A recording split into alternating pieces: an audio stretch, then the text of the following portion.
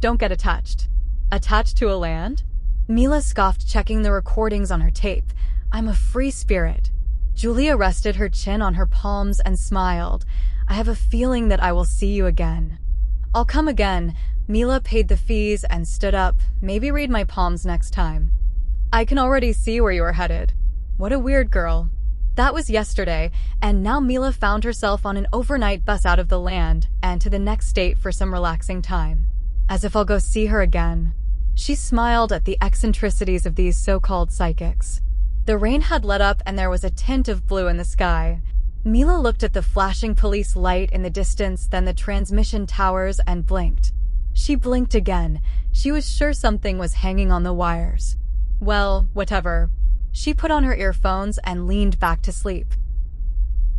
Maybe it was her. Maybe it was not. Molds were growing in the corner of her room. I told you to clean your room. Her mother scolded her, but you have to wait for molds to grow to finally move your ass. Mom. Celia sighed. Just tell me how to get rid of them permanently. Didn't you claim you live in your computer? Her mother shouted back from the kitchen. Why don't you ask it for help? Celia sighed and pulled out her phone. The next morning, Celia got up and yawned. When she opened her eyes, the first thing that she noticed was a dark spot in the corner of her room. I thought I cleaned it. The rain was still pouring hard.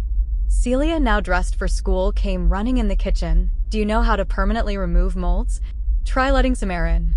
Her father replied, drinking his coffee. And some light. Her mother said, placing her breakfast on the table. Worry about that later. Her mother said, school comes first. It was the first period and the teacher was reading from the textbook when she stopped. Charlotte. She called out. The entire class looked at the female student at the back staring at the wall. Is there anything you want to share with us? Charlotte stood up. Ma'am. She pointed at the corner of the back of the room. I was just thinking that mold is shaped like a tiny human. They all looked at the pointed corner, and sure enough, there was a mold shaped like a sitting child. I'll let the janitor know about it. The teacher said, for now, back to class. My room also has molds, Celia said. The teacher sighed and spoke. You know molds are fungi. They thrive in dark, wet corners. Remember to clean it. Some of them could be hazardous to health. Celia looked at the mold, and for a second, she could say something moved. It was still raining by the time the school ended. Most of the students came by public vans, so they were stuck in the vehicle till it was filled and the driver could drop them off.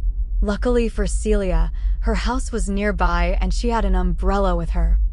Celia was welcomed by an empty house. Mom?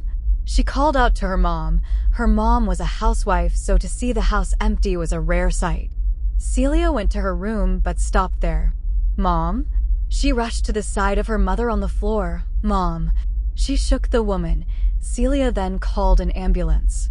Yes, the house by the number 3 residential buildings. She said, panicking. Please come quick. She hung up and was running to grab a glass of water when she passed her room with the door slightly ajar. Celia peeked in and her eyes widened. Her room was half covered in mold. Her mother's condition was serious, but the doctors managed to bring her to a stable state by almost night. Celia sat in the waiting area hugging her bag. Celia. Celia. She looked up at her worried father running towards her. Dad, they hugged. How's your mother? He asked. Her condition is stable, Celia said. I was so scared.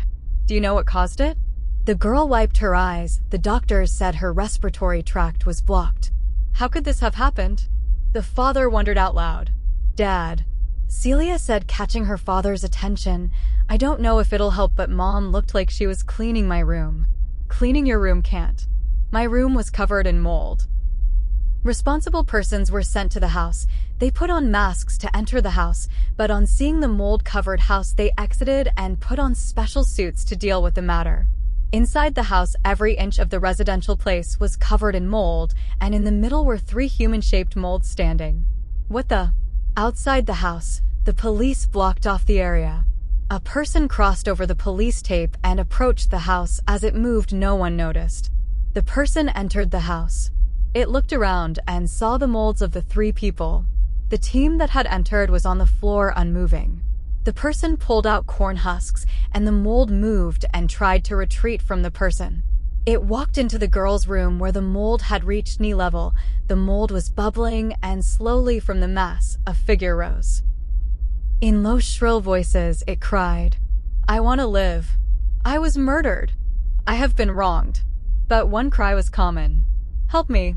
I will lead you to freedom," the person said, and hammered the corn husks into the figure. The figure cried and in a small blast vanished. The person quickly walked out of the house and disappeared into a corner. The team woke up and walked out of the residential building. The house has to be blocked off.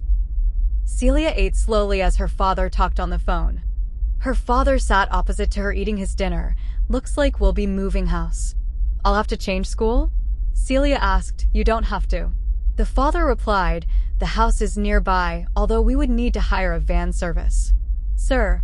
A nurse approached them. "The patient would like to meet the two of you." The father and daughter rushed to the room.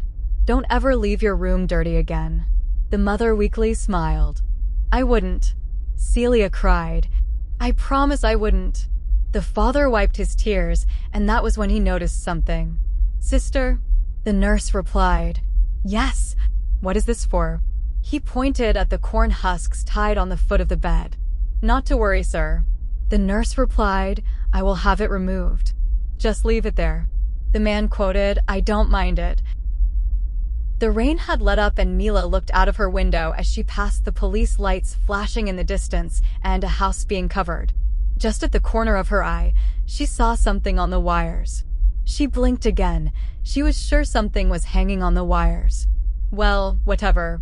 She put on her earphones and leaned back to sleep.